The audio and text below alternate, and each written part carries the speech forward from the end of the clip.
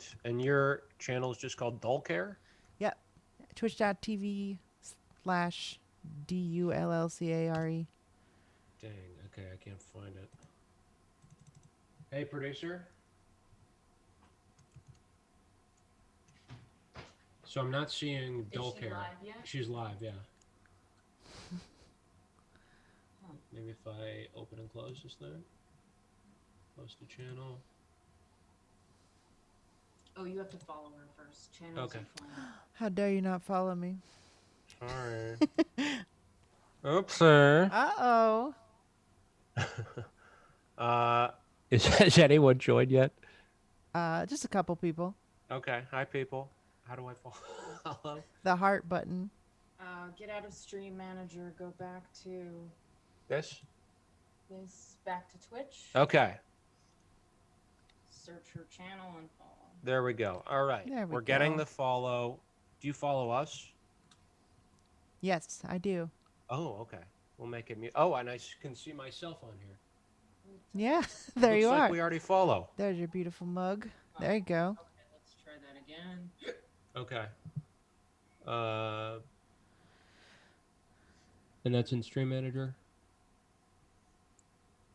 I'm sorry. What have you Creator been dashboard. What have you been up to today, Bryn? Today, oh gosh, what have I been up to today? I ate some delicious chicken. Ooh, what kind? Some vegan chicken at a place near my house called Heartbreakers. Oh, I know that place. Yeah, it's close. Wait, are you up in Bushwick? I used to be. Right, you're in I'm in DC. DC now, but I lived in Bushwick for several years. It should show up here. Yes. No results Are found. there any underscores or anything we're missing? No. It's just Dull Care. DULLCARE. I think it's not something I don't know. Yeah, I put the link Should on my show up Twitter. there. Okay. Follow Dull Care. Don't care.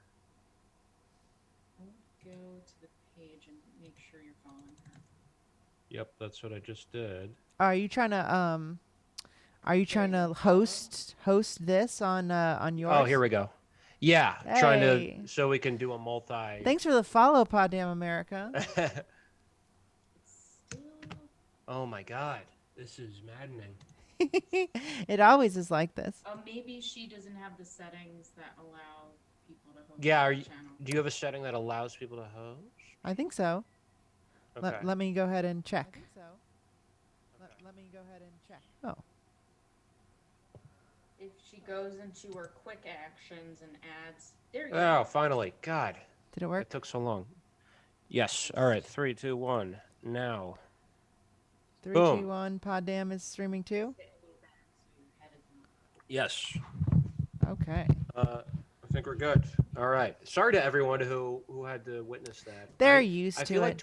Like yeah. I guess that's what Twitch is. That's what the medium is. I start getting freaked out as soon as things aren't working. I do too. 100%. But that's what people are used to here, right? well, it's funny. When I first started streaming, I was basically treating it like a podcast where I'd just sit in silence or like play a little music until, a decent amount of people were here, and then I'd start talking and I just like launch into a riff or just a rant, and then Yeah. and then I'd like run out of steam, and then I'd be like, all right, bye. But I started watching some other people who have a lot more followers than us, and they just fucking sit there and like silently watch YouTube, and then they're like, I'm gonna go to the bathroom, and they walk away, and like it's a very different kind of world. They're just yeah, it's like hanging out with a friend. Yeah. You know? An awkward friend who you don't really know that well, and you don't know what to say to them. But people like it and they buy it. It's a good product. They do. I'm trying to see if it's even Twitch TV, America. Oh yeah, let me check on my phone. Is it streaming? It's not streaming. Producer. It's not yeah, streaming. it is. It says you're you're hosting me. Okay. So. All right. You got you, and we've got people. So yeah, you're not live we're live on this one and then you're hosting. Oh, I see. So it's like while Pod Day America is away, check out That's Don't right. Care. Mm-hmm. Awesome. And we got 22 people. All right, folks. That's Folks. enough to. I feel like I need to be entertaining now. Yeah, I Now feel we like can. Twitch is like it's intentionally confusing, so it's like sort of a self-selecting thing. So they don't want dummies like me, creating Twitch channels. Like they want people to work their way to it's a meritocratic system somewhat. I buy that. It's a very like it's a weird thing because I think the viewers are sort of they like just whatever it's coming and they can just put it on Yeah. and then they do their homework or whatever. But to get into doing it, there's a whole world you have to like marinate yourself in. Yeah, you I have to find it. know ins and outs of AV and internet and all that crap. Yeah, Which, it's a little bit more. I have for Means TV, Mhm. we're doing a whole uh, you know, Street Fight does Twitch and Southpaw does Twitch, and so now Right. we're gonna my show's gonna do Twitch soon, and like that's a whole process. There's a Yeah. whole they've got people like making like graphics, and it's like doing did you ever know any kids in high school who were like into like broadcasting? And they like learn how to do the little like channel switcher mixers or whatever. Yeah, I had a couple friends who were into that, but my high school didn't have any closed circuit TV, unfortunately. But I definitely had friends who were into that stuff. Mine did not either. Uh, Really? What kind of high school did you go I to? was homeschooled my whole life. So Oh, that's I didn't have anything cool like that. I just got go to figure. do my own syllabuses. And are you a red diaper baby then? What does that mean? Raised by radicals, communists? No, conservative Christians, Okay, wow, fundy Christians. damn. Yeah. That's interesting. I've never heard red diaper baby. But Really? I don't know if I even know anybody who like had like socialist parents. Were you?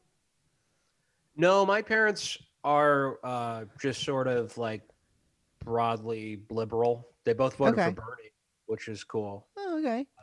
but they are like, they pay a little bit of attention to politics and they vote, and they're not like super political, but Right. They're not running around giving out newspapers or whatever in the 80s. no. Although my mom was pretty active with the pro-choice movement. Mm. She actually worked for Planned Parenthood in Utah back Oh, in the wow. 70s. So, yeah, she's very big on that. But other stuff, she's kind of like, yeah, Bernie sounds good. That's nice. I mean, Yeah. people, I feel like if they search their heart, it's the only like choice of like a person that would any person seems like they would make would be like, oh yeah, Right. I'll go with it. Because even my like Republican voting parents were like, well, Bernie does seem like a person who has like the best intentions. Yeah. And I don't know if they voted in the. I mean, I don't think they could have voted in the Democratic primary Mhm. because we live in a terrible country. Uh, but Yeah. I think that I remember talking to my mom and dad being like, "Hey, if you're gonna vote, maybe you should vote for Bernie Sanders this one time. Uh-huh. Fuck the Democrats too, but also like maybe vote for Bernie Sanders." And they're I'm like, curious. Interesting." Uh-huh. Do you know what they thought about Jimmy Carter? No, I guess That's probably nothing. Like they were more Christian than they are political, yeah. Like they were they were sort of surfer. My dad was like a surfer guy in LA and my mom was like a goth girl in LA, and they were just like chilled out at the Whiskey a Go-Go and like, listen to music and smoked weed. Like Wow. it wasn't until they were like 25 or something that they were like found Jesus because they were just, I guess, bored.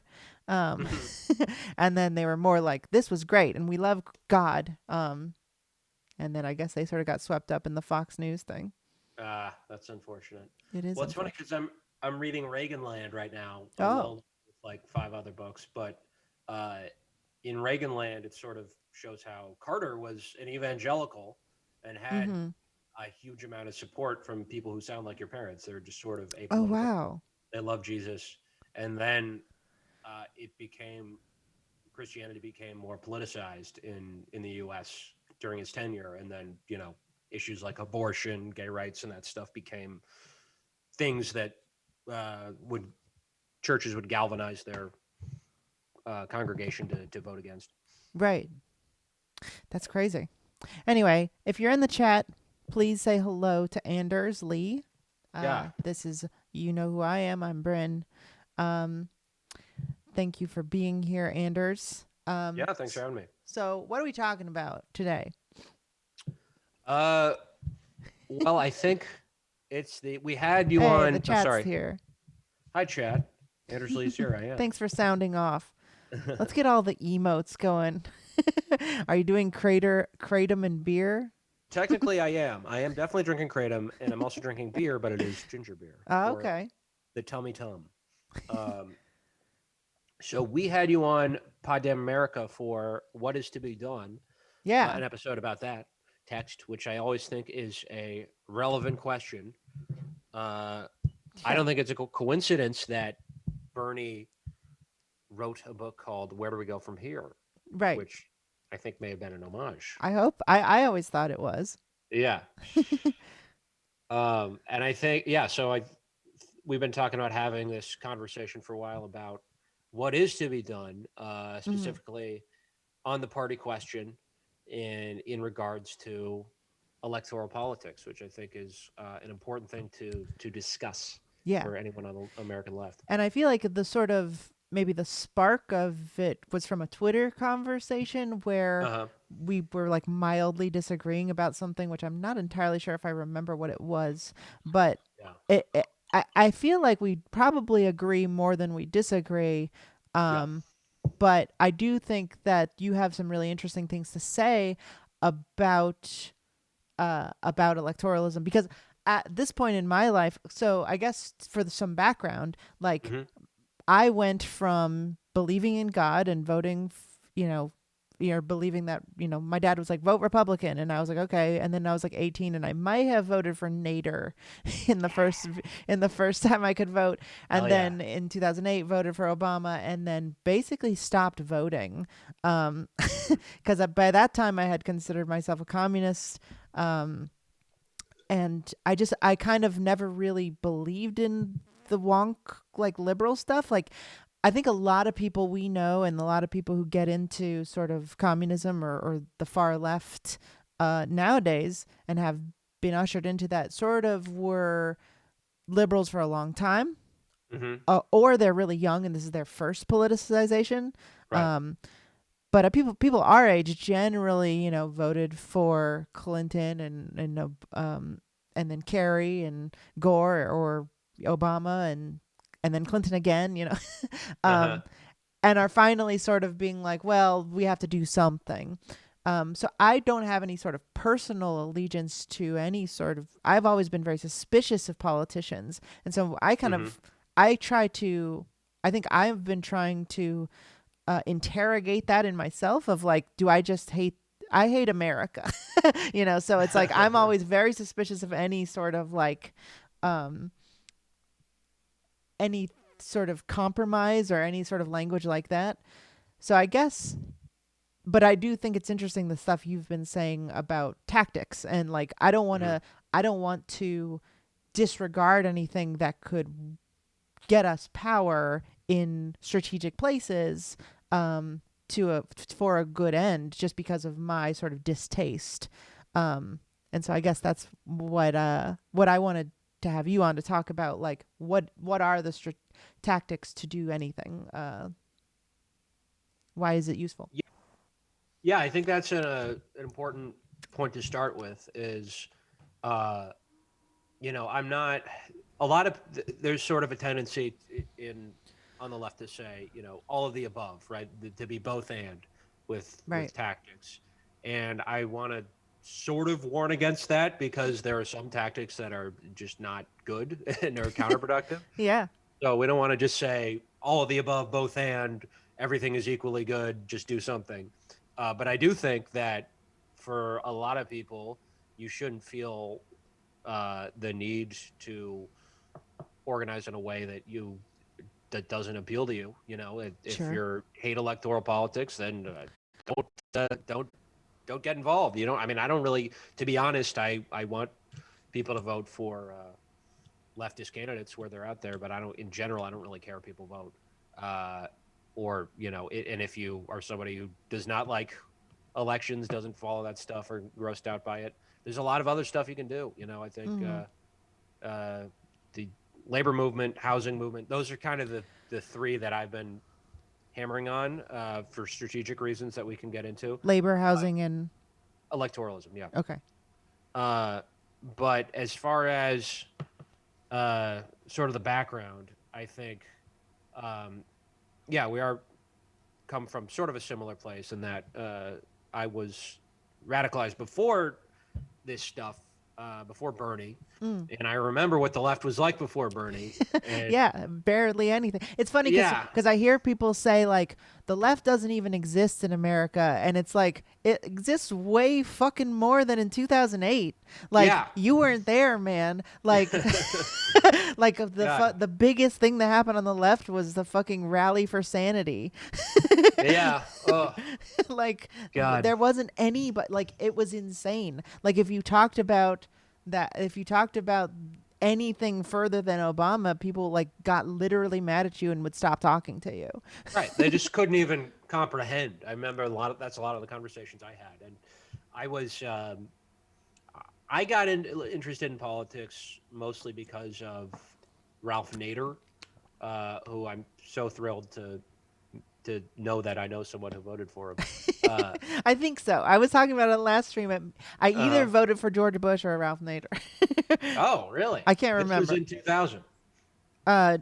No, I wouldn't have been old enough in 2000. So in 04. In 04, yeah. Okay, that's a kind of around the time I got into him because for a while I was, in the 2000s, my politics were just anti-Bush. I just hated Bush. And that was Interesting. kind of like a lot of people, because all the people who I knew supported Bush were people who I had contempt for as a, 12, 13-year-old. Yeah.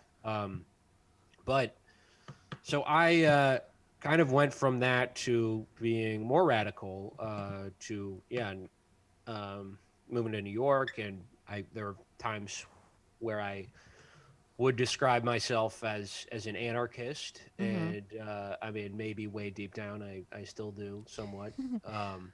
But I remember this is in 2014. And to be clear, you haven't gone through an anarchist phase, have you? Or you? So like I got into punk really young, Okay. like 10 years old, and I like from then till like I was 16 or something, I was like I'm an anarchist. Until I sort of realized I didn't really know what that meant, but I always was like I hate businessmen, and I hate people who are rich and I think they're bad. And then later basically around like 1920 I started saying that I was a communist, but would tell people I was an anarcho-syndicalist because it was less scary and they didn't know what that meant. Right. Yeah. So kind of. Okay. Yeah, I didn't want to characterize you as an anarchist because, to a lot of people, that's just as bad as being called a liberal. Well, I try not to. I think that lots of people come to the left from anarchism because it's, for whatever reason, a more like a direct option. Like crime think is everywhere, and there's like a subculture that has like, there you meet anarchists, and they, you very rarely like meet a group of communists when Yeah. you're a teenager. Like Right. that just like wasn't a thing. So I don't begrudge anybody for being one, but personally, I don't really get the purpose of identifying as an anarchist rather than a communist. But I it's all pedantry at that point, I think. Right. Yeah. Yeah, but I just bring it up to like I was not heavily involved, but I had friends who were anarchist, and I would go to events sometimes. And I remember this one event in 2014 where it was a launch party for a zine. Hell And yeah.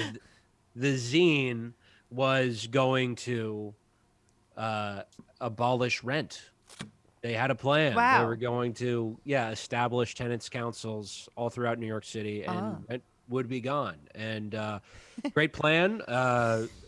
They did not manage to, as far as I know, release a second issue of the zine. But Oh. that kind of, I think, gives a sense of, where the stuff was at. Like it Absolutely. was a lot of talk, some action here and there, but not really action that was thought through in a very cohesive way.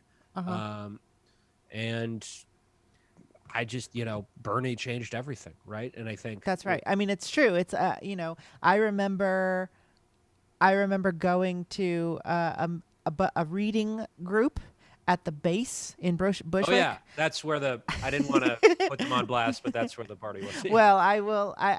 They can apologize to my face because I recall them being extremely mad at me and basically telling me not to come back. This was back in like 2014, 2013. And I basically was like, what is the plan here? Like, what are we talking about? Yeah. And like, you get really mad, and yet they're like, having a plan is authoritarian. Like, I'm Jesus not Christ. kidding. I've told this story a bunch of times, and I feel like people don't necessarily believe me or that I'm exaggerating. But like, I was like, you guys are cops. Like having a plan is authoritarian is an insane thing to say. So like, I mean, if they would like to apologize for that, I will not smear them in public. But if they've changed, but I mean, seriously, that's crazy. And I don't know how they've had a building in Bushwick so long. I don't know. I got my eyes on them. Yeah. I mean, they do some good, the people involved there do good stuff here and there. In the community, the guy, I think, who started is from Bushwick and has brought a lot of, there's sort of this assumed tension between, or just this assumption that anarchism is white, and he's a black guy who's brought in a lot of black New Yorkers, and that's great. But there's an attitude that I think is, with a lot of anarchism and just the left in general, especially before Bernie, it still exists now, but it was so much more intense then, where it was just so subcultural and just the same as, like a cultural exchange for, like, if you're into music and you don't know this band or this movie or whatever. Like, I Yeah. remember this going to a reading group at the base, and everything I said, I was like trying to participate in the discussion, and everything I said, this guy next to me dressed in all black, and that's another reason I guess I'm stop being an anarchist, because I just don't feel like wearing black every single day. You dress normal. Yeah. And this guy next to me was just like, just everything I said, just like laughing at my Laughing foolishness. in your face. Yeah. Seriously. They're assholes. I mean, Right. look, if you work with the base, come on the show. If you know anybody, like, I would love to talk to you about that, but you give off weird Yeah. vibes is all I'm saying. And it's like, but this is all to illustrate, like, not specifically them, but this is if you are a communist in 2013, like, there was no option. There was hang out with a bunch of like smelly cringe weirdos who want to read Kropotkin all day and talk about how one day things will just spontaneously happen and we'll all burn down every cop car in America. Or you could like, nothing. Like, it was hard to find anything. And I remember trying to like organize and like completely in the dark. Like, I remember creating my own, like, I was trying to like use money from freelance film work to like fund a new organization that would function more like a party. But that was like, I was like feeling in the dark because I still hadn't like really educated myself super well. Like, I'd read some Marx and a little Lenin, but I didn't have like a good idea. I was no one to bounce anything off of. Yeah. So I fully agree that when 2015 happened, 2016 happened, like, it just felt like this switch. And I feel like people, like, the DSA's membership grew by what, like 400 fold or something, like 400%. And it's like, to say that there is no left at all, just because they don't, there isn't like a cohesive, powerful left yet, I think is a little bit doomery or a little bit pessimistic. Like clearly something happened in culture, and we can organize around it, I think. Right, and especially when people are like, "Oh, it's no the left compared to where it used to be." They're like good old days, and this time that number one they weren't alive for, and Yeah, 80 number years ago. yeah, and number two, there's a ton of I mean there was still I think the high water mark for Eugene Debs is what 20% of the vote or something. Like he was Right. not main he was more mainstream than we are, I guess. Actually, no, he was not more mainstream than Bernie. Bernie's way more mainstream than he was. And Hmm. there's all this repression, right? That I think we are gonna have to probably face in the short, coming up soon. Right. And there is repression going on now, but it's not like it was back then with the Palmer raids and then McCarthyism and then all this stuff. And that's why I think I identify as a communist, but I think the term has more weight than I think a lot of sort of younger Zoomers or millennials will just sort of be blasé about it, Right. and and you do get kind of this thrill of telling people I'm a communist, right? But part of that, the reason it's stigmatized is because people were thrown in jail for that. Like For if you sure. called yourself one in 1951, you could be killed. So, Yeah. uh, I mean, yeah, but they killed the Black Panthers. You right. know, they've Assata Shakur is not allowed to be in America. You know, like Fred Hampton is fucking dead. And I mean, as far as I can tell, it's still going on. Obviously, complete we don't have any proof that the CIA is killing Ferguson protesters, but they are turning up dead Yep. in their cars, burnt alive, and with 2 bullet holes in the back of their head. And it's hard to imagine that anyone else is doing it. Right. So you know, like it is dangerous and we are experiencing blowback, and it's going to be a very dangerous thing to do to, like, you know, we what we're talking about is toppling power. Hmm. um and so and I guess this is kind of the heart of the conversation is Yeah. at a certain, like, I am not a person who thinks that we're going to, storm the Pentagon with AKs. Like, I don't, you know Mhm. what I mean? Like, I don't think that's going to happen either. Like, but to me, electoralism as defined kind of implies that you can get to a point um, of like, that you can get to your goal without violence. Um, Mhm. or and I guess within the structures of bourgeois parliamentarism. And I guess that's where I am always a little bit have a knee jerk reaction to be against it.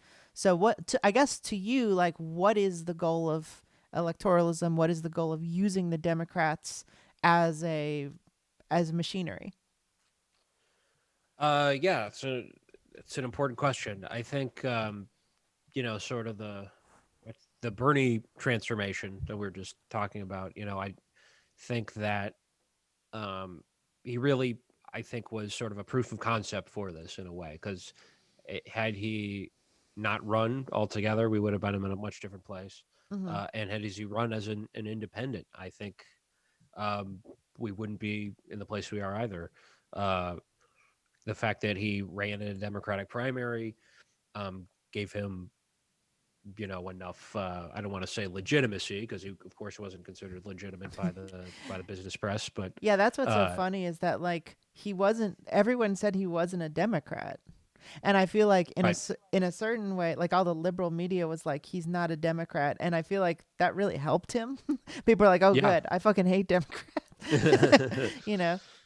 yeah, absolutely. And I think but the fact that he was running in their primary, I think, was you got sort of the best of both worlds there. Yeah. Obviously, he lost, but I think having that basically forced the media to cover him and expose people to his ideas. Uh, and are those ideas as far left as we are? No, but it really did, I think, set a path for what became the millennial left and people who I've talked to so many young people who were either into Obama or just apolitical before Mm-hmm. Bernie, and he's set them on a course to Marxism. And a lot of these people don't at this point are not even organizing solely around electoral campaigns. But so that's what I think the benefits have been so far. I think as far as the goal, um, I really think it is to destroy the Democratic Party as it currently exists, Oh, great. because because that's, I think, one of the biggest things standing in the way of progress. But the way to do that, I think we have learned, and history shows, is not through the outside. It's not through, well, not th- that's a bad way to put it. It's not through a third party yet, right? Okay. I think you have to. I don't think we can get around actually going into the party, so to speak, line, going to primaries, challenging corporate Democrats, and forcing and heightening contradictions within the party and with the Democratic base. That's, I think, the way that, if anything good happens, right, that's going to be a big part of it, Hmm. is heightening those contradictions and forcing a split. That may result in a new party. Um, Right.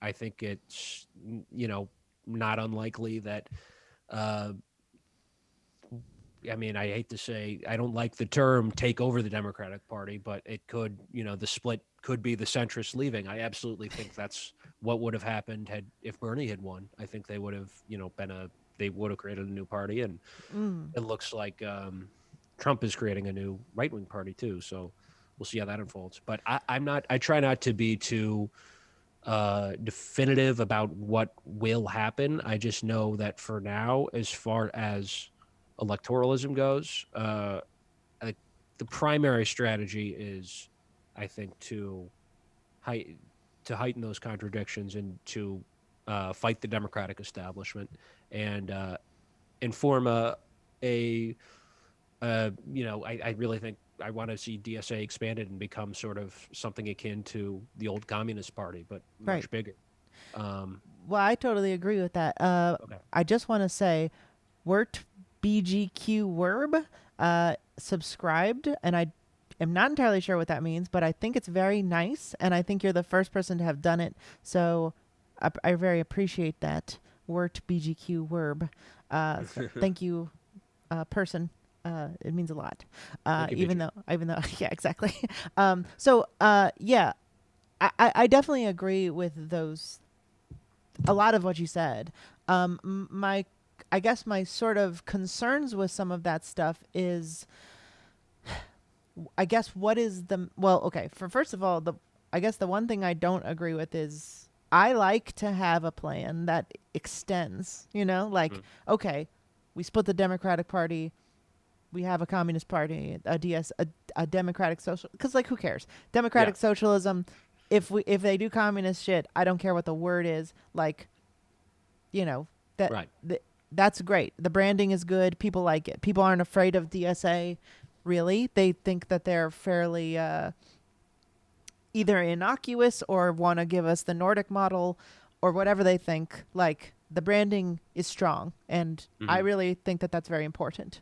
And I, while I tend to think that some other people articulate better, like, internationalist policies as a whole, like, they also aren't doing anything, uh, and don't have the membership, and don't have the branding, and don't have the energy or the political, chutzpah that the Hmm. DSA has. Um, and I think there's a lot to say to that, and a lot of people like to ignore it, like it isn't deeply important. Um, but for me, it's like, okay, so then what? Um, and and also, why not? Why not now? And when is, I guess, why is it too early um, to be talking about the DSA turning into? Because you are very active in the DSA, right? Would you say? Uh, I could be more active, but I'm not.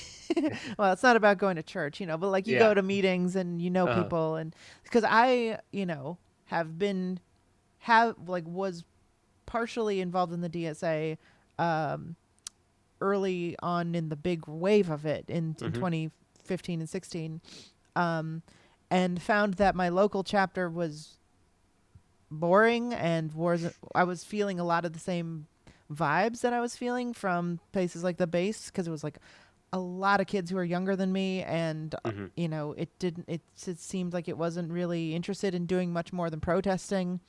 um but I've recently been talking to people who are in different branches than that one, and are doing a lot of very interesting things that I really respect and don't want to blow up their spot and talk about here, but agree with me on a lot of stuff. um Yeah. and I have started to feel that in different cities and in different branches, even, like, the politics and the plans of the DSA are very all over the place. And that's good because you've got this very sort of shaky political line that can be taken to wherever the sort of motion of popularism takes it. And I wonder if people are sort of if it feels like there could be a mounting of pushing towards Revolutionary Party type of structure within the DSA, and that's a very exciting possibility to me. And I'm wondering what you think about that.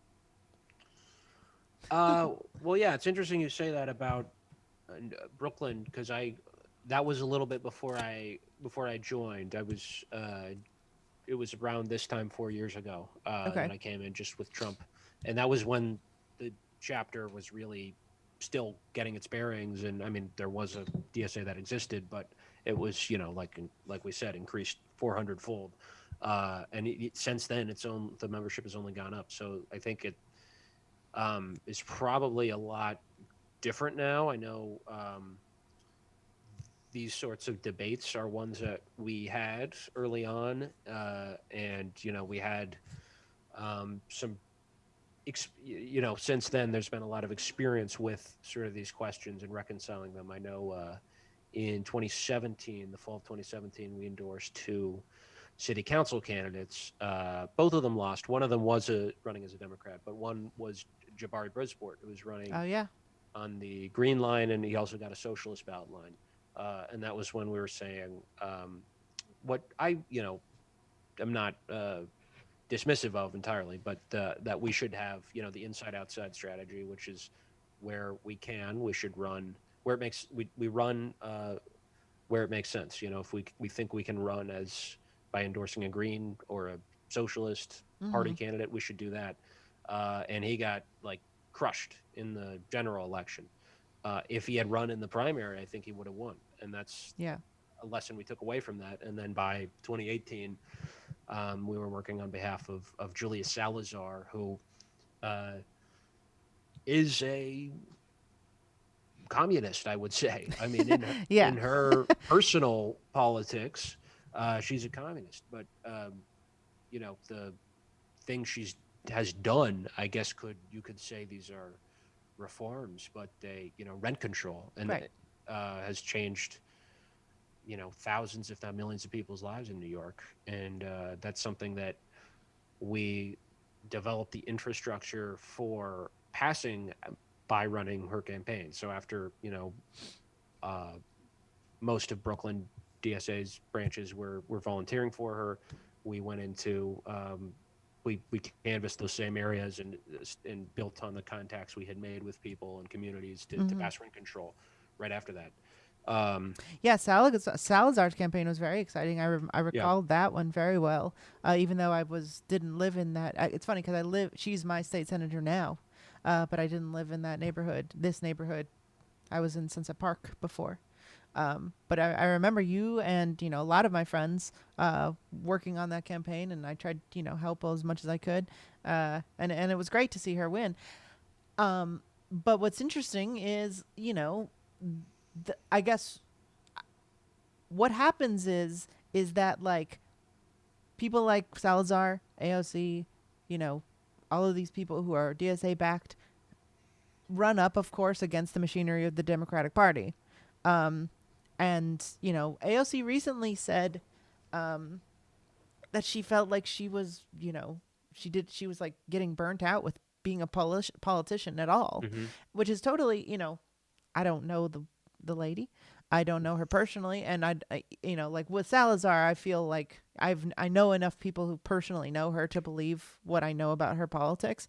With AOC, I don't know. Like sure, maybe she has really great ones. Maybe she's a liberal.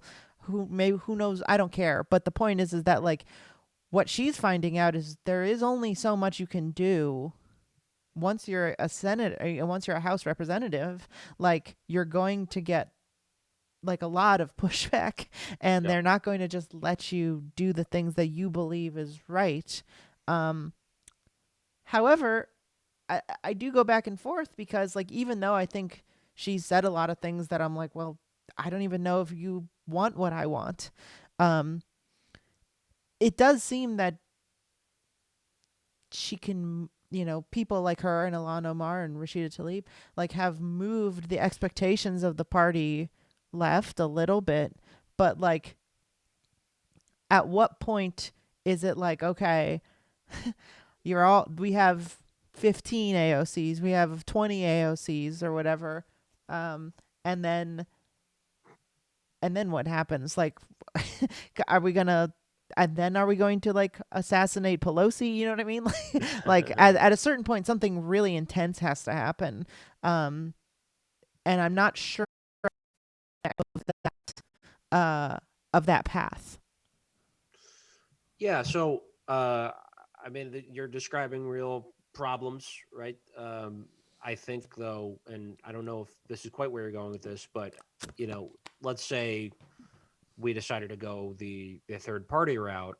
Um, number one, I don't think we would have nearly as many elected officials as we do, and if we, there's a very real possibility that the number would be zero. But if there were some, if they're entering into legislative bodies, unless they're in governors or mayors, they're going to have to caucus with Democrats anyway. So these are problems that exist because of the makeup of the Democratic caucus in the federal government and state and city governments, Mm-hmm. and that's until we change that, this is just going to be the dilemma. And I think it is possible to change it, but it's going to take a lot. It's going to take more building, Right. right? And And so here's my big thing. Jeff Tist in the chat says what entails a revolutionary quote unquote structure. And for me, a quote unquote third party is also not the answer because like third parties are generally people that like, okay, we're going to run people disconnected from any movement, and Mhm. be like, here's our platform, which is different, usually not very different, slightly Right. to, like you look at the Green Party and be like, okay, well, you're liberals who care a lot about a specific thing. And there are always going to be some diehard, climate change people who are like, this has to happen, we gotta go green. And then they, oh, we got raided. So there's now 60 people here. That's cool. Oh, Thanks, great. dirt bag. Whoever rated me, I appreciate you. Um, so I think that third parties tend to not be what I consider a revolutionary or communist party at all, and what a revolutionary party or a vanguard party structure needs to contain is labor organizing. And I think for me, what I would love to see from these people who are supposedly, communists or on the left is outside of the sort of voting for stuff is working still with the DSA, working with whatever party that they would like to be working with, and then going to places like AOC should be going to the Bronx and being like, "Hey, let's support this. Like, what do you guys need? How can we give labor more power in these areas locally?" Yeah. You know what I mean? Because she's a local House representative. Like, there's no reason she can't be doing the stuff she was doing during her campaign. Well, Um, you know what she was doing during the inauguration, right? what was she doing during the inauguration? She was in in Hunts Point in Queens with at a picket with striking workers. That's beautiful. Yeah, Why don't I know that? I think it's there. I mean, to be honest, I really think there's an incentive on in sort of our left media sphere uh, to criticize the few politicians we do have on our side, and I think that is sometimes comes from a good place, but I think often really clouds what's actually happening, Sure. which is not that they're Well, people are this. very inclined to be pessimistic, and I try to be very optimistic. I just want to know, and I feel like what Yeah. one of the biggest problems I think with the left right now is that there really isn't um, a newspaper. Like one of the things I was trying to talk about on the episode on Poddam is that if we're, you have a show, I have a show, Mhm. and like if I can't, if the people, we only have 60 views right now, like that's fine. It's nice that 60 people are listening to this, but Should be like, 69. you're about to get there. It's about to get nice in here, but I do think that there is there is a lack of a through line. There's a lack of a vision that isn't being shown. And that has to do with all of quote unquote left media from, the ostensibly left, like Kyle Kalinske or Majority Report or whatever, to actual, very low level communists like us. Um, Mhm. and then the actual party, right? And the actual DSA, because AOC is a DSA candidate, but there's no like blast of like, look at this amazing thing that your House representative in America is doing. It's trying to build labor. You could have gone, I could have gone, like if I had known that yesterday, I could have put on a mask and biked up to the Bronx or whatever. Like like I didn't know that.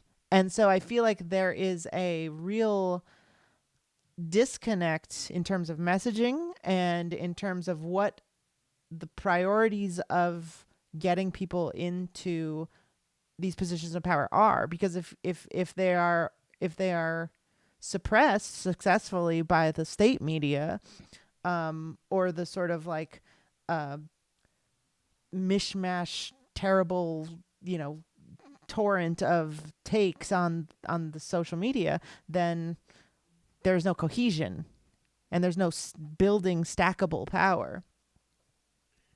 Yeah, I mean, I guess. I mean, I was on Twitter for most of yesterday, probably an unhealthy amount, but I saw a lot about Hunts Point, and I'm on still on my New York chapter's DSA chapter's Facebook group, and Mm-hmm. got a notification, and they were providing rides to people and stuff like that. So I think this stuff is happening. I guess um, for better or worse. Uh, and this might be another area where we disagree, and a lot of people will vehemently disagree with me. Uh, for better or worse, I think that um, Really? yeah, there's the Bhaskar Sankar is a co-chair of DSA, and they often will air the perspectives of organizers in DSA, and sort of talk about this. The strategy for Blueprint for a New Party was first written in Jacobin. That's where I found out about it and decided to join DSA, because that's really what Ackerman was describing. But Mm. and I think that's kind of what we have, and I think there's a lot of principled objections to a lot of what Jacobin publishes. But I have to say that a lot of the times on Twitter, I feel like the the sort of venom that they get is a little more often than not kind of narcissism of small differences. It's like, Sure. Well, I mean, if that's the whole site, right? yeah, yeah, maybe that's just unique to Twitter, but I feel like that does kind of alienate people from, people don't want to be, at least some of the, maybe I'm just overthinking like certain people or my friends and stuff. But like, I think people now it's become sort of cringe to retweet Jacobin or to promote Jacobin, but that's really Mm. where the organizing is happening. And just to point out, there's a comment that they love Kautsky, um, which they I don't know published. who Kautsky is. Kautsky was German Social Democratic Party. Oh yeah, yeah, Yeah, the yeah, Kautsky, yeah. right. And they published an article from Eric Blanc, who was saying like we should rethink Kautsky, right? But if you look up Jacobin, you go through, it's a pretty streamlined Leninist publication. Like a lot of Leninists today in America would say they're liberals or whatever. But if you look at their history of the Russian Revolution and stuff, they write Leninist articles.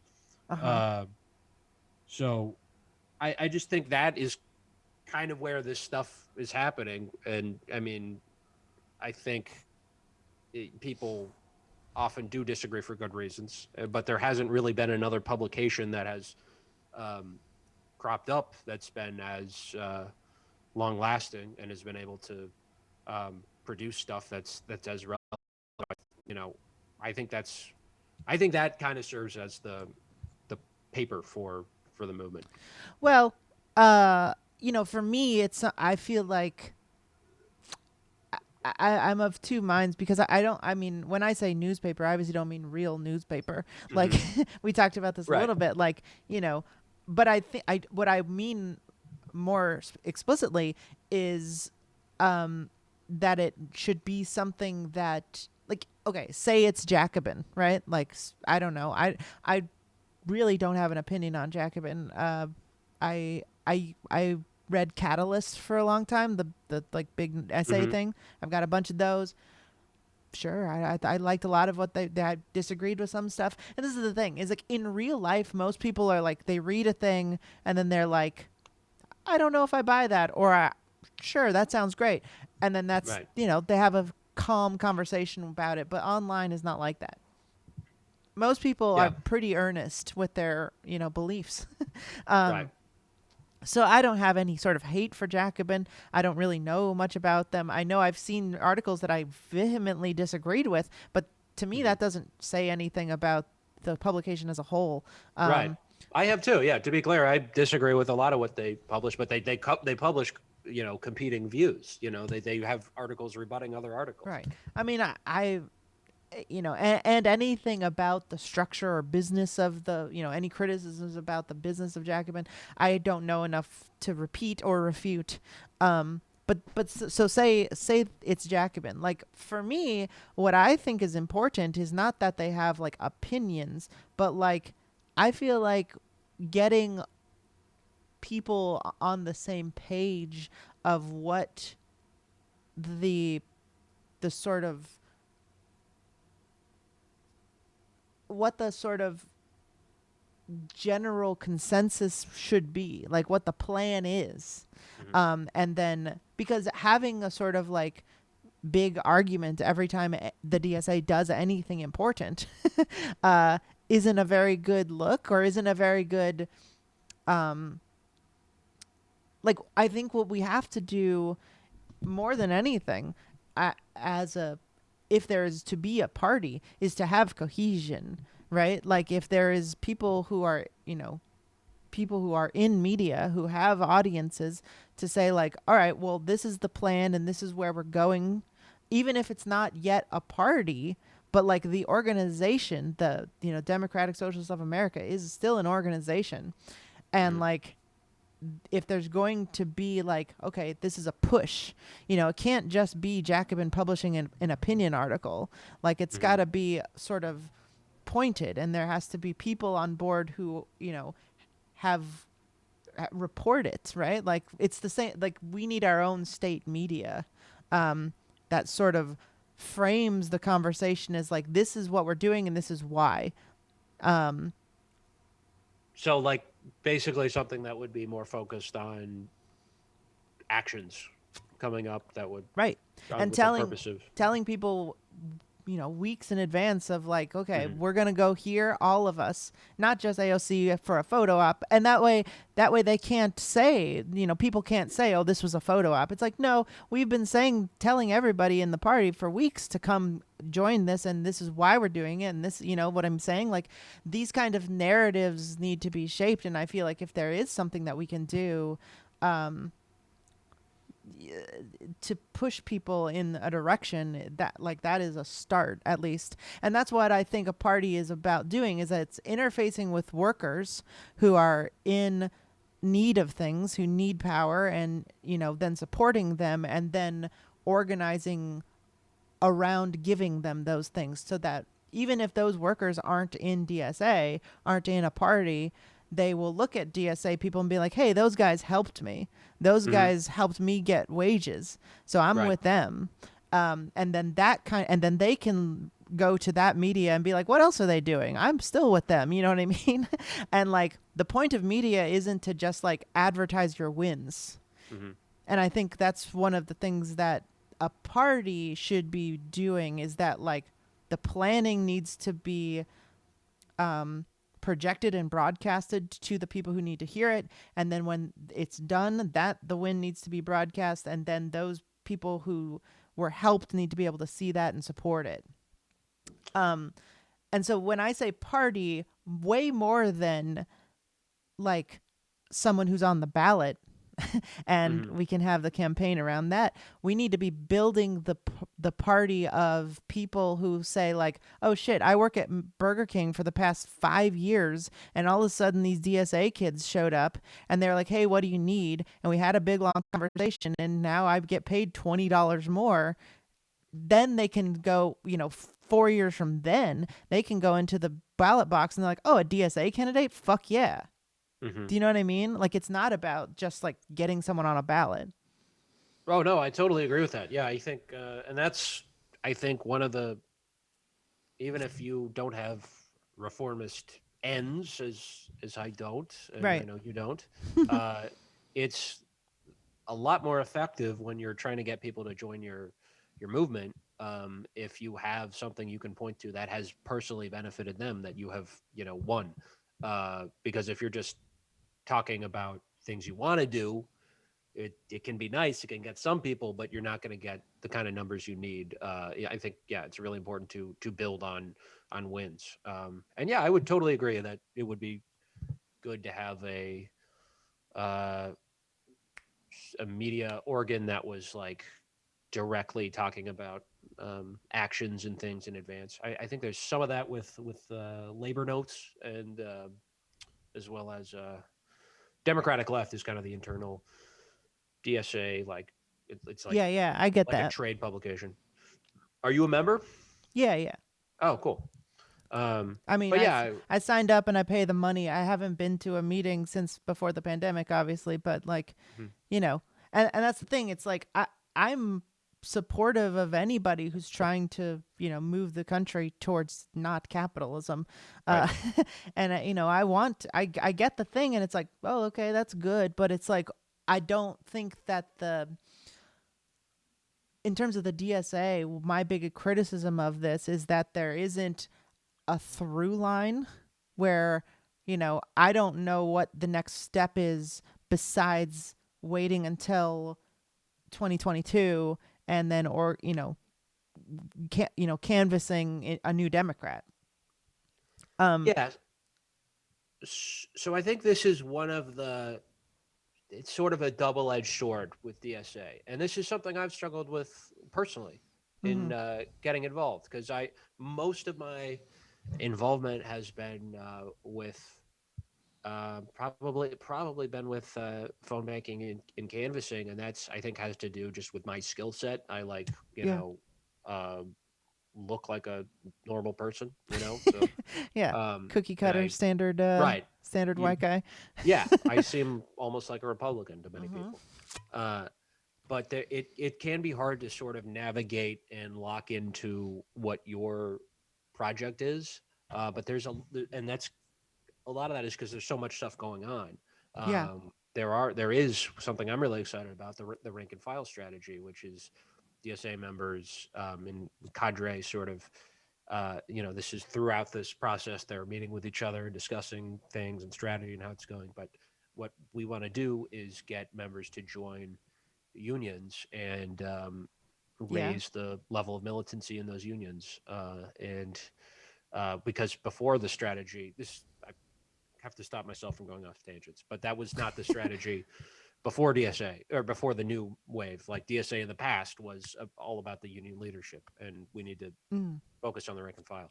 So there are all these projects that are going on, but I agree that I think the issue is like sort of it can be tough to kind of negotiate and figure out your particular role. I kind of am just like have been just kind of a body for most of it. Like if I see something on Facebook or in Slack, it's like we need people to come to this march, to this canvas, to this whatever. We need to move stuff from here to there. I sign up and do it. But as far as figuring out a permanent, like I'm going to be in this campaign and focus on that, that's been tough for me. I am Sure. and I think that, and I am actually going to be this weekend training as a new member coordinator, something like that. That will like help other people solve the issue I've had. No better person to solve it than someone who's struggling with it themselves already. Sure. Still, Well, you can articulate the problems. right? Yeah, and I think there has to be more focus on that and helping people get keyed in. But I think the reason this is sort of a problem, this might go back to sort of ideological stuff, is the difference between democratic centralism and horizontalism. And I think what DSA is now is sort of like right in the middle of that, which sometimes it veers off more to one side and sometimes it veers off more to the other. And I think there's good and bad to both sort of poles. But what you're describing, I think, is more the horizontalist end of things. Really? Because I feel like I'm describing the centralism thing. Because Really? I think what I'm trying to say is that I want national, like I want national to sort of lay out a path that isn't Democrats. Do you know what I'm saying? Because I get emails from national that are like, "Hey, we are running this Democrat, and we're supporting the pipeline or whatever. Like the protests or whatever." And it's like, that's not really much, and it also doesn't really seem like those are connected in any way. Do you know what I mean? But I feel like broadly there should be a story for people to understand. And I think what was so inspiring and got so people excited for Bernie was that he had this very like goal oriented message, which is like, you need healthcare and we're going to get it. All of the like little steps to it, don't worry about it. Go to your chapter, like, join the campaign. We'll tell you about it later. We'll tell you how to help. That's because that's how, for however much I hate sort of quote unquote electoral politics, like canvassing and like getting people involved in that is how politics works. But I think that what the DSA needs is a leader who can say, okay, the plan is we're going to get this kind of labor control. Like what we're trying to get is everybody who works in retail and in food service to be able to make their own hours, or to be able to demand how much money they need, or whatever the phrase is. I haven't really thought about this too much because I'm not the leader of the DSA, but like the process is like, well, okay, canvassing can be something that we do or whatever, but it's not going to help us right now because there's no presidential election for the next 4 years.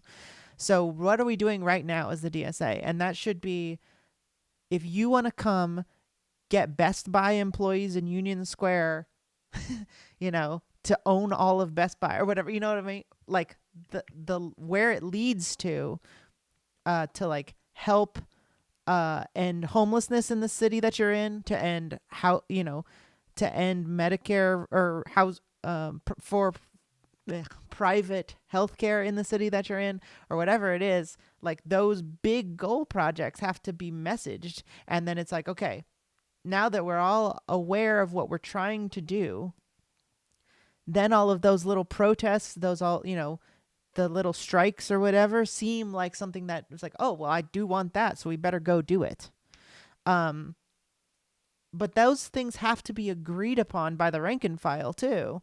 And I think that there is more of a desire within the DSA to see people doing actually having big goals. Do you know what I mean?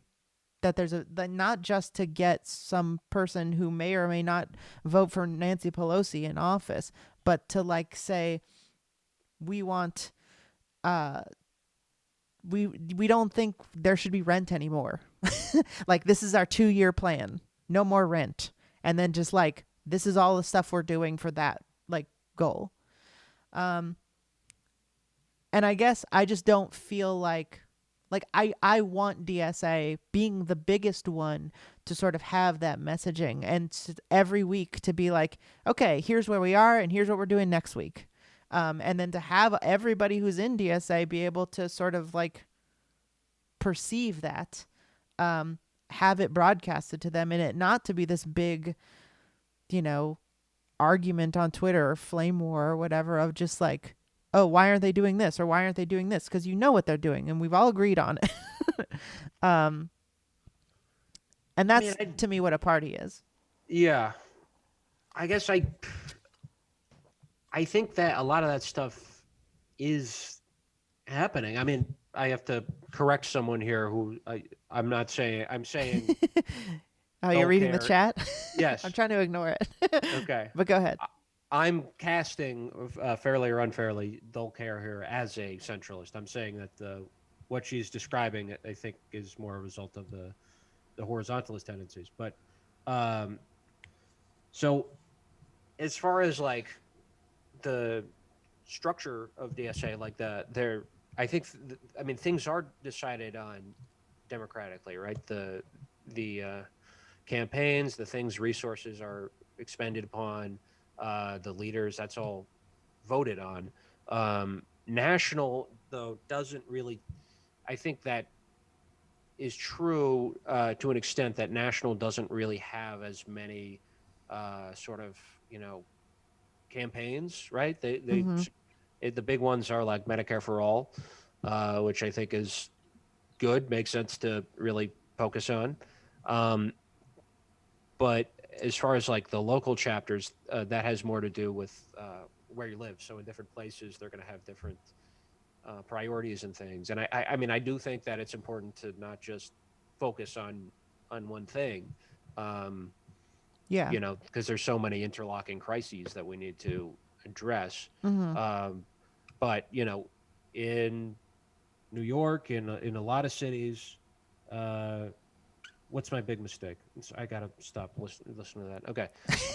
Big mistake, and thank you, Rena Ramon, for the subscription. Incredible. We love it. Thank you, folks. Go on. So yeah, I think in different cities, one is public power, which is the case in a lot of different cities. They're trying to municipalize utility companies, which is, I think, in some ways I think is very much what we're talking about when we describe socialism. It's public control of resources, and I think that kind of goes a step beyond just workers' cooperatives, right? Because and this is sort of one of the things I quibble with when people are trying to counterpose socialism and social democracy. Like, in some ways, I think it's a lot more radical to have a city-owned utility company that people actually have a stake in, and depending on how it's structured, that the citizens actually vote on and stuff like that. That's in many ways more radical than like a few coffee shops that are owned by cooperatives. But sorry, I'm getting off task because of you, Space Guy and friends.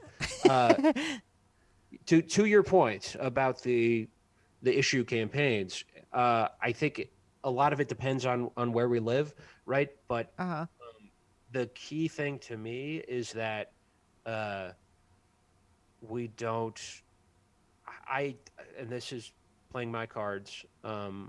Sure. I think it's good that we're in the middle of those two things. We need to of horizontalism and democratic centralism, right? Because if we had a democratic centralist organization, a lot of people don't want to, canvass for Bernie. A lot of people don't want to support Medicare for all. They want to be in the organization, but they want to do other stuff. And I think it's important that we have, you know, the ability for people to get involved. That's not to say everybody's project is immediately going to be picked up and certified, no matter just because they're a member. There's still democratic checks it has to go through to get the resources expended on it and the groups and everything allocated. Right. But I do think like the issue campaigns that are out there, yeah, they're not breaking through to most people in the media because that's the problem with the media. But I think they are a little more focused than people think. Like I think public power is a good example. Right to work in Virginia, defund the police in many cities. I think there are pretty clear platforms and goals that we're attacking. Yeah, I mean, we're kind of far afield here from electoralism, Yeah. uh, because I guess it seems like we're kind of agreeing that in general, I mean, do you disagree that like working within the Democratic Party as it is now is basically can only go so far and we're going to have to break off, right? So if we kind of agree with that, then Well, yeah, I think we have to. Um, I mean, we want to. Yeah, like I said at the beginning, the goal is to destroy the Democratic Party right. as it's currently constituted. And I think, I mean, that's only going to happen through winning more races. Like that's not the only thing the organization should be doing, but that's I think a pretty huge part of it. And there's a tendency for a lot of leftists and DSA members too to sort of downplay um, actually wanting state power, and I don't think we should be afraid of that. I think Oh, well, that's interesting that you put it that way because I mean, my feeling is that you know, entering the democratic machinery, the Dem party machinery is not getting state power, but I do think that the goal there eventually has to be getting state power. Mhm.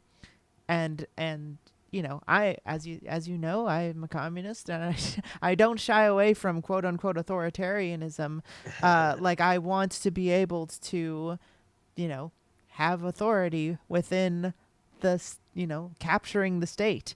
Mhm. um but my issue is that it seems like what happens is that there's never going to be enough consolidation of power within DSA candidates within the Democratic Party to like actually have real state power over the state because like yours I feel like don't you think that's a little bit different than destroying the Democratic Party?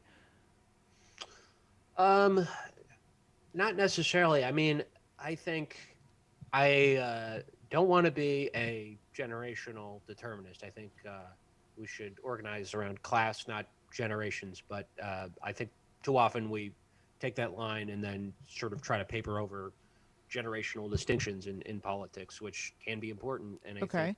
there's that's the direction things are headed. Baby boomers are going to die, right? Okay. I think in 10, 20 years, unless, and this is not a call to be resigned to, the inevitability of this, because it could go a different way. Mhm. But there's a very real possibility that there won't be enough of a constituency for moderate Democrats. Mhm. Um, so that I think would lead to a different party system or a different cohort controlling the state. There's a lot we need to do to get there, but I think that's possible. So, I mean, I just to be clear, like, are you saying that generally, like, it is possible that we elect enough people to the Democratic Party that just it's sort of over time becomes a socialist party? Well, that's the thing, and that I mean, and your point is well taken about plans. It's important to have a plan and to stick to things and carry them out. But uh, I don't think we can really know how it's going to shake out at this point. Um, it could be that what you're saying, yes, this is the dirty break strategy, right? That Mm-hmm. DSA keeps running in the Democratic primary and is able to establish itself as sort of a more of a brand, and at a certain point has enough of a base within the Democratic Party that it can actually split off and be a successful new party. That's one route. I think that could happen potentially.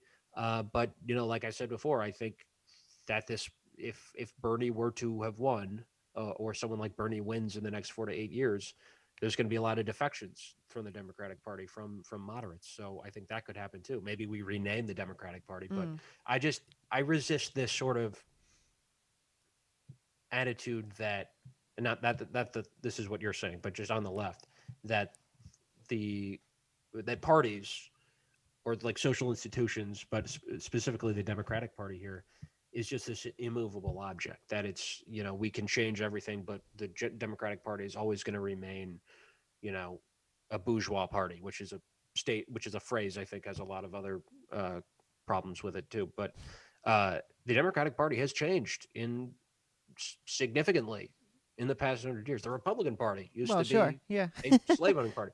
Like, these things change. I don't understand why it couldn't one day. I think people just have this attitude of like it's fixed as this is what it is, and it'll just suck people in and spit them out, and it can never be transgressed or transformed in any way. Well, I mean, for me, and one of the big things about this whole channel and my perspective is that one of the things that people tend to ignore is the CIA.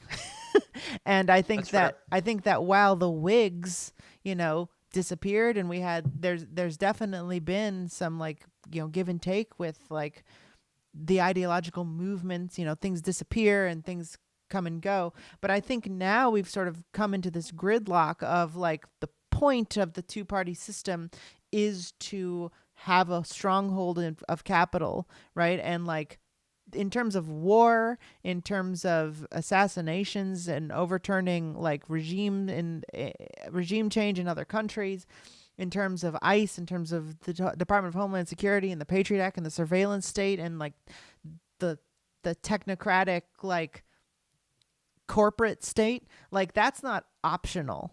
And I don't think any party is allowed to just, like, slowly move away from that, because anybody who actually was leading a charge would be maybe murdered, or, like, you know what I'm saying? And I think that, like, we've not enough people really, like, have a plan to deal with that, or at least not that I'm hearing, because we're up against an America where they literally ran a CIA agent who, he won 3 states and then dropped out for no reason. Like, it's never happened. Yeah. At, like, the point was to cripple Bernie. Because I do think that Bernie was talking about actually ending the CIA, and you know how that goes. So, like, I'm really afraid for him, and I feel like if there's a reason that he capitulated, it might because he realized he didn't want to die. I feel like he probably knows about his friends, being dead. Yeah. Because he was in the civil rights movement. Like, Right. lots of people died. So, I get a little afraid that there isn't enough of a plan to, like, deal with the violence that will come at us, if we try and move just gently the Democratic Party left. And I'm not saying it's impossible, but I do think that these are the questions that I have of, like, for me, one of the things that sort of led me to stop being as involved with the DSA as I was just that there was this sense that like I don't know what the next part is. Like, what is the goal? Like, because what happened was is when AOC and Ilhan Omar and all these people got into office, it didn't feel like they were governing very, very differently. It was like, the things they were saying and people, and whether right or wrong, like that, the argument can be had that, oh, well, all of these people have these personal politics and they're doing it 5D chess, sort of like, Mm. well, they're just saying Nordic model because they don't want to scare people or whatever. And I kind of buy that, to be honest. Like, I don't know them personally, but that's not really the point, is that what it does is makes people feel like, well, this is just business as usual. And that as far as I can tell, there isn't a plan past this. Like, if we get a bunch of AOCs, like, what am I supposed to, what promise do I have that we won't just have another Democratic Party that is like saying, well, we can't give you $2,000 once, like, I don't think that there's enough of a promise of that and enough of of a a fist, do you know what I mean, against that happening. um and so I guess that's where I am afraid of quote unquote electoralism on that level. Well, I think the reason I don't think that would happen, that they would just devolve into liberals. I mean, maybe some of them would, but I think the most important thing in politics and American politics is money, and Mm-hmm. that's really, I think, kind of the only thing that matters when you vote for somebody is where are they getting their money. So if they Sure. don't have incentive to, um, you know, change their views, then I don't think they will. But I think that you're raising some important points, right, about the ruling class and about their control really over the our security apparatus. And I think that the only way to avoid that really, and this is interesting that because Bernie actually, there's a speech he gave when he had just been elected mayor of Burlington, where he was like, and this is, and a lot of people, ask like, why does he call himself a socialist? Blah, blah. It really goes back to this when he was just elected, and he says, "I am a socialist. I believe in being out in the open as a socialist." And he was saying, this, this is 1981, like, come in, FBI. Let's not. We're not going to hide. We know the FBI is watching. We're just going to do our thing. Mm-hmm. Um, but and I think there is, I'm sure there's monitoring and sabotage and things that are happening. And I mean, to be honest, I really think that the Nordic model is just as much of a threat to the capitalist class as like with plans about what quote unquote real socialism would look like. I don't think they're any less afraid of that than communism. I don't think they, in a lot of cases, I don't think the right really understands the difference. Well, Um, I mean, well, go ahead. okay, but we can put a pin in that part. But Yeah. the important thing I think is, and I when I talk about electoralism, and I feel like this is sort of a thing that is oft repeated. I don't think it can be repeated enough, but it's just to say it again. I really don't think that we can just do electoralism, right? So Sure. I think what you're describing with a potential coup or whatever, if we are just doing the Democratic Party, generational change piece I was talking about, if it's just that, then I think that would happen, right? But if there's an actual base and a party, right, that's actually organizing the working class of this country, then I don't think they would be able to get away with it. If we have, you know, Yeah. Well, massive union membership, if that's connected to this transformational struggle, if people are willing and ready to go on rent strike, and that is organized, that's a big threat to capital, and I think all these things need to work in tandem. absolutely. And I think, I guess to wrap up, I mean, I think that's really what I'm saying is that, like, look, I, you know, I personally am not excited, and I have been too disappointed by Democrats for my entire life to really get excited. I don't care if they're wearing a Hamsick pin. I don't care if they're literally saying Stalin did nothing wrong at the podium or whatever. If you're a Democrat and you are underneath the rule of Nancy Pelosi and Chuck Schumer, I am skeptical. And it's like, that's just me personally. And I mean, I'm going to be hopeful, but, I'm just a little scared because generally what happens is even Nancy Pelosi was like a big anti-war lady for a while and then like turned into an evil monster. So it's like, it's really hard to know what happens behind those closed doors, and they aren't transparent, and the DSA is not, giving us back what's happening as much as I think that they should be doing. And I think what really it really comes down to is I think that the messaging, whether they spend their time on whatever party I think is going to come and actually do something good, and I think that the DSA is possibly the one because of the energy there. I think that they need to be doing what you said, which is, and that needs to be the thing that is more so than who they elect, but that needs to be the wins that they're broadcasting, is that we are getting more people in unions, and that the reason for doing that is for these reasons, and that we can all look ahead to some time that if you do this work, we're going to be able to do the X thing.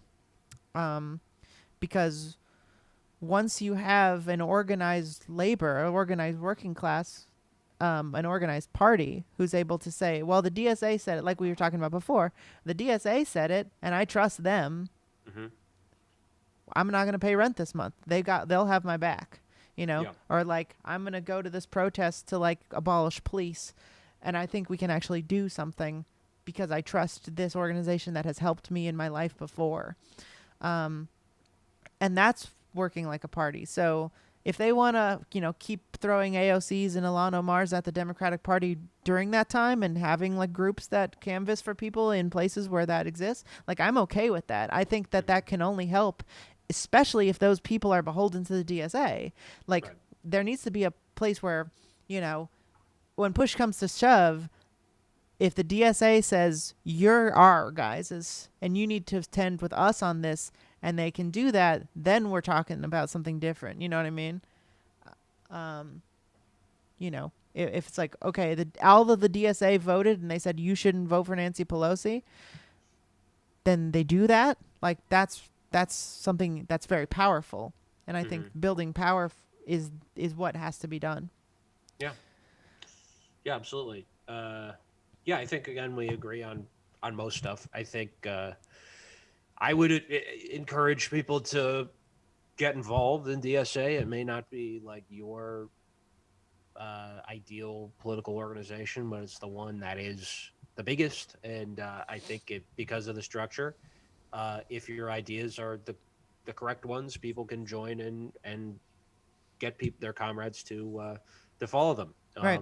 And I would say, if you have some sort of like online, if you're watching this and you have some sort of like online perception of the DSA as like, oh, they're sock dems or they're, X, they're trots or whatever, like whatever your feeling is like, just go to your local branch and like see, and like, because every branch can be very different. And, talk to people about like, how do you guys feel about labor organizing here? And like, what do you have labor organizing programs that I can join if that's what you care about? And, because any DSA branch that I've been to has like different tendencies that are like, Right. Generally lots of MLs there, lots of, anarchists there who have like just been like, well, this is important and we're doing stuff in our city. Right. So, I mean, check it out before you judge them from their online presence, because that's my big problem, is that they need to like have people who can help them hone the messaging.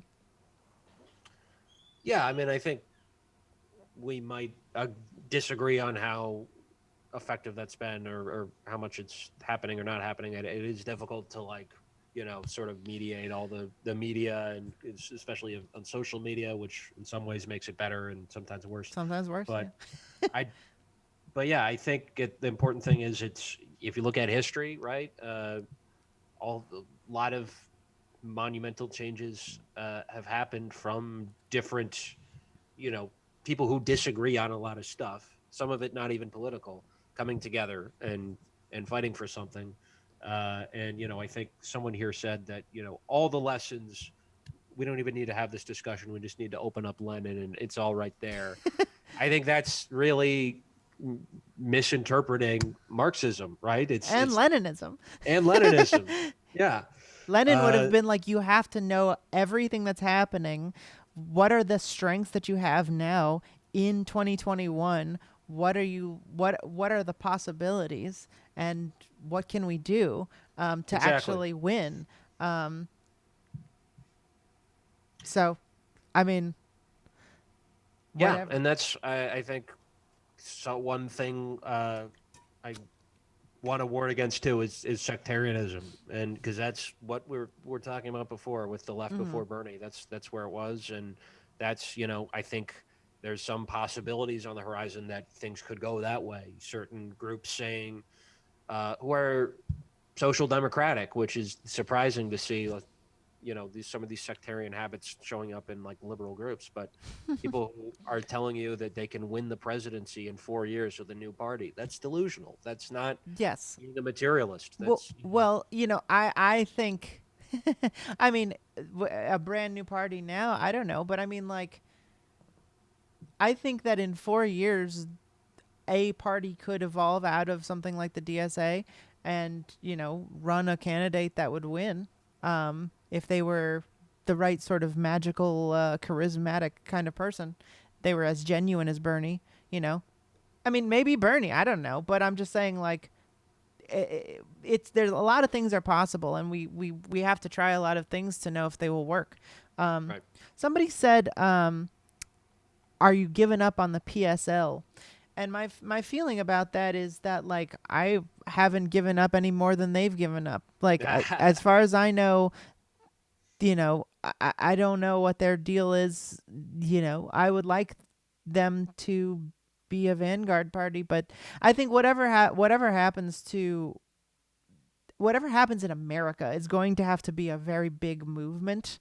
And anybody who is in the PSL, if they were honest themselves, would join together. It's going to fuse. All of these disparate parties are going to have to come under one big movement. Right. I personally think that the leadership of that movement is going to be small, or have to be small, and directed carefully. I would like to help, but I don't even think it's necessary for all of us to be in the party. We just have to support and do what we can. Maybe America will be Mensheviks and we'll all be in the party. I don't know. It doesn't matter, because, and like, if you're a Leninist and you're like, no, it can't be that way. Like, you don't know. Maybe Lenin would have looked at the conditions and said, well, this is actually going to be a lot better, because of hundreds of years of shit happening.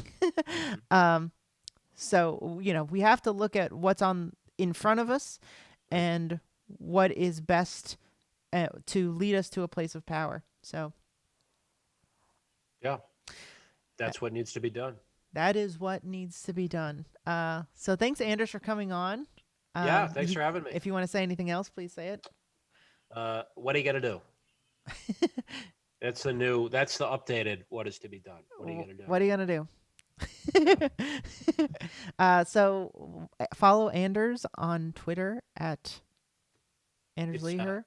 Yes, it's at Anders Lee here, and the stream that this is, I believe, connected to somehow is Pod Name America. We're streaming more stuff here on Twitch, and check out Redacted Tonight. We were talking about state media earlier. My other job is for state media for Papa Putin. Yeah, for Big Baby Putin.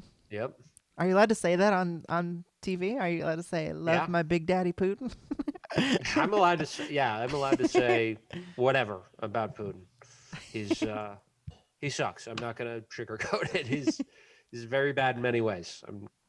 Interesting. But he pays my bills, so Everyone loves there's good you. and bad. That's the contradiction, Say thank. right? If you have a if you are subscribed, you can write DULLCA CIA, and this will come up. So do that for Anders. Anyway, thank you so much for being here. Yep. We love you, and all we want is for capitalism to die. And don't be mad at people who also want capitalism to die. Chat. Right. Go find the other people and do what we can. So, Oh yes, I love you all too. Solidarity.